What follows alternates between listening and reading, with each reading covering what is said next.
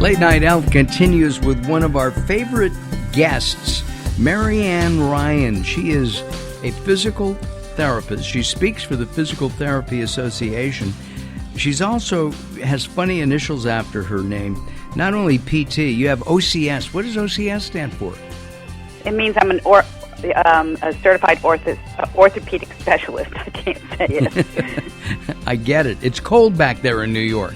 It was 0 degrees yesterday. Oh, my goodness. Well, here in Southern California, it was 90 yesterday, and I think it's about 88 already here at the palatial Wayne Manor in Ventura, California. Our guest, Marianne Ryan, we're going to talk about something that's near and dear to my heart, because I remember having to do sit-ups in high school. And if you didn't do a certain number, you had to wait a while and then do them again. It was almost as bad, Daryl, as the rope. Climbing the rope. Climbing the rope. And Marianne said when she was in high school, she could climb the rope. I understand. Right? Yeah. We couldn't. I got there once, and they had to bring a ladder to get me down. I mean, it was terrible. Terrible. Sit-ups suck. Doing them, they hurt, they're uncomfortable. And if you have a bad back, it's got to be even worse. Are sit-ups a good thing to do? No. There's very few people who can do them who have the right muscle balance and get it to have the effect of flattening the tummy. And I actually do advise people, especially in my book, Baby Bod, as you know that I wrote, right? Not to really jump ahead and do sit-ups. The book that I wrote is, to help women flatten their tummies after they give birth, but also recover fully and with their health. So what happens is that it's not that sit-ups don't work out the muscles like your six-pack muscles, right? But there's a deeper muscle system, the core muscles, that get undertrained while the outside muscle system, the six-pack muscles, get overtrained. And people think, well, I don't care as long as I have a flat tummy. But what happens is that when you have the outer muscles that become stronger, they actually clench and form like a corset. And that corset... What you're really saying is that it helps build a pooch. Exactly, because the corset actually squeezes and you develop a pooch at the lower part of your tummy, which is exactly what people don't want. So it works against developing a flat tummy. Last week there was a video and a series of photographs of a young woman who had given birth and was proud of her stretch marks. And literally hundreds of thousands of women throughout the world said, "Yay, girl." And I think that's, Well, what it is the message that women are trying to come across with is, one, after childbirth, your body just doesn't snap back together. Kate looked great, 10 hours after she gave birth, but I'm telling you, that girl, she's a beautiful, beautiful girl. I'm sure she had a whole glam squad and some undergarments holding things together, and especially made dress to kind of fit so it would kind of hide. But your body doesn't snap back together, and I think women really need help in recovery to also get back in shape. Can't women or shouldn't women start that process as soon as they're pregnant? They know they're pregnant. They know that their body is not a jigsaw puzzle that's going to snap back together. It's not, what's that place in San Diego, Oceanside? Legoland. It's not a series of Legos that are going to go back together. Or fall into place. So should they start before they deliver? Yes, there's absolutely. Depending on how the woman feels, the first trimester, they're awfully, very much so nauseous. I developed a very gentle program that helps to train the core muscles as best as they can while your stomach muscles are being stretched by the baby as the baby's growing.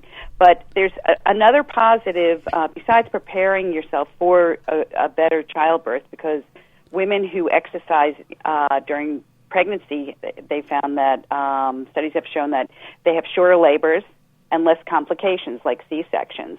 And not only that, another positive is that they found that babies are smarter when the moms exercise during pregnancy. Well, that explains a lot in my case, right? Out of 3 kids, I was the only one who was breastfed, but that's another story. It's a little personal here. A little personal here, right. Many, many moons ago. What about with a C-section? When you have a C-section, can you exercise? I have a niece who delivered with a C-section and twice, and she says that she can't do sit-ups or work out that area because of the C-section. Now, I can see right after it's surgery, for crying out loud. But it is surgery, and you do need to get your doctor's okay. I developed a program. What people don't realize is that there's many different ways that the doctor can cut the tummy, and some cuts are higher than others, and that's where there's more precautions. But I developed a program where during the first 6 weeks when women are told don't do anything after a C-section, it's a very gentle program that'll help wake up some of those core muscles in a very gentle way that's not going to, interfere with the incision. But it depends on the type of surgery they had, so they need to ask the doctor. And but most women who have C-sections can start doing their Kegel-like exercises the way that I teach them in my book, which involves good alignment, or you might call it posture, and also the right breathing coordination with the pelvic floor contraction. You just said Kegel. I remember, telling my wife, "Are you Kegeling?" And that was while she was pregnant. Isn't that squeezing the pelvic floor muscles? Right. It's as if you're stopping the flow of urine. The problem with Kegels is most people are doing them wrong. And they've got to use the right breathing techniques and also the right alignment. Otherwise, you're not fully strengthening the entire pelvic floor. So sometimes Kegels can totally work against strengthening if you do them incorrectly. You said something the first trimester that many women, not all, but many women are nauseous. They have morning sickness, and that morning sickness can extend from morning to night in some cases. Yeah, and if they don't feel well enough to exercise, that's fine. Maybe they can fit in. Usually there are some severe cases where they really are totally nauseous the whole time. Sometimes, women have nausea that comes and goes, and just doing a few gentle exercises throughout the day would probably help them feel better. And that's why. With my program, I developed an app that they can put on their phone to kind of keep track of how much they can get done throughout the day, so they kind of feel like they're tracking their exercises throughout the day. Our guest is Marianne Ryan. She's the author of Baby Bod, a groundbreaking program for pregnant and postpartum women. You've won awards with this book as well, and in the preference area, I was very honored to have written a recommendation for a testimonial for the book. I have learned over the years that if Marianne says to do it, I just do it. Can men use these same exercises? Can they do it with their wives? Men can use these same exercises, and they don't have to do it with their wives. It would be wonderful if they did, because then the two of them could do it together and help out, and it can be a bonding experience. But it's the same core exercises I give the men in my, who come to me for back pain. They may have pelvic pain. There's a whole slew of things that can happen, and it's the same exact core program that I give for men. Also, that's the secret. So that's going to be the sequel of the book. Baby Bod for men. Or dad bods. Or dad bod. So it's true then that sit-ups actually do suck. They're not good for most people. Yes.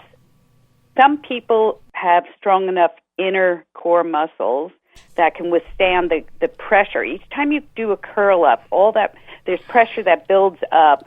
And there'll be, in your newsletter, I included a picture that I had an artist draw to show how the belly bulges up and out and, forming a pooch. Right. And even the pelvic floor muscles. So if you're not strong enough inside, you can't, really, and you can't withstand the pressures of a curl up. Then you need to do exercises that'll first strengthen you from the inside out, rather than outside in.